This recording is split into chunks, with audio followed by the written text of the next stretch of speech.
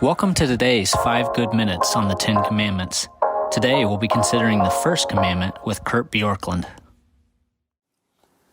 So one question that I have when I look at the first commandment, which is, you shall have no other gods before me, is, does God have an innate need to be made much of that is in some way dishonorable? Because in all other spheres of life, if somebody says, make much of me, we look at it and we say, okay, get over yourself.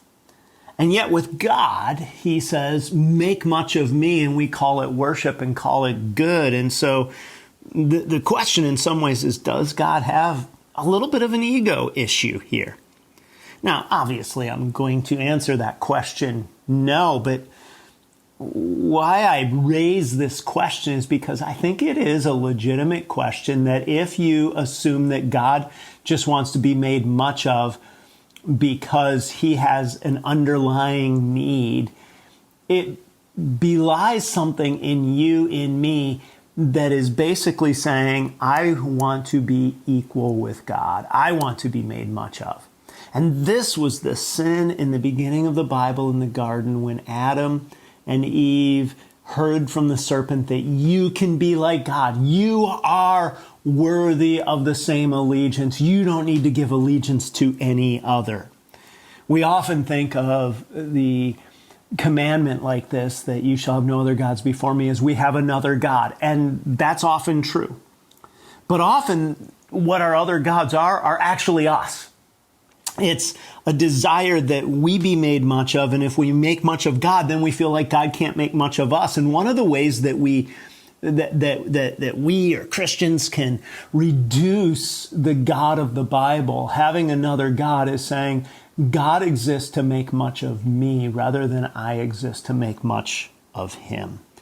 And when we deny God's rightful place, there's a sense in which what we start to do is we start to deny reality, and all other allegiances in some way, in some form, will come up short.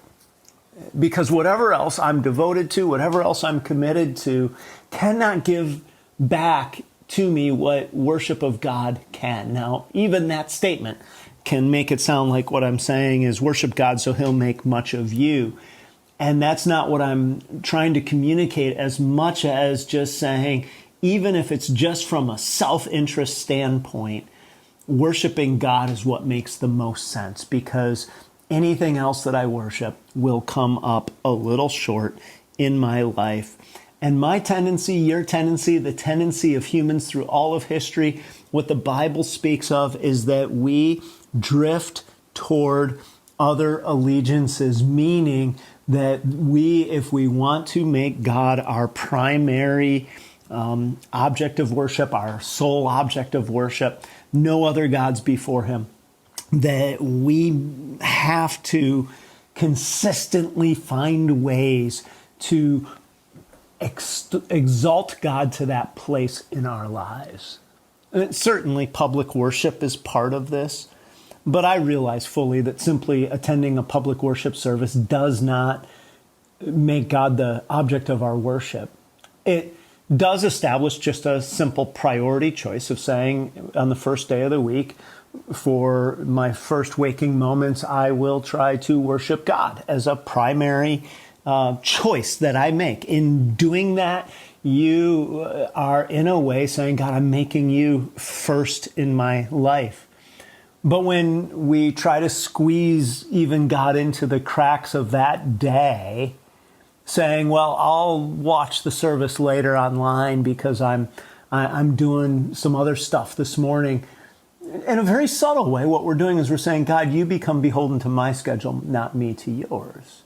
Now, certainly, I'm not suggesting that there's never a time to choose to watch a service later in the day because you have other commitments. But what I'm saying is when Sundays become all about youth sports and you say, well, we'll watch a service later, what you're communicating to your kids is that God is not primary, but youth sports is primary. And then when your kids grow up and one day church isn't important to them, you go, wow, I don't know why they haven't followed Christ.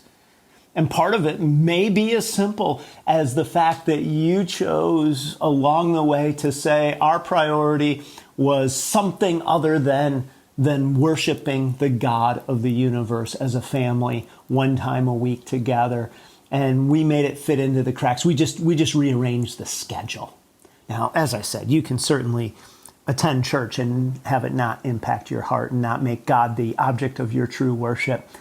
But it is certainly one way to say God will be first in my life.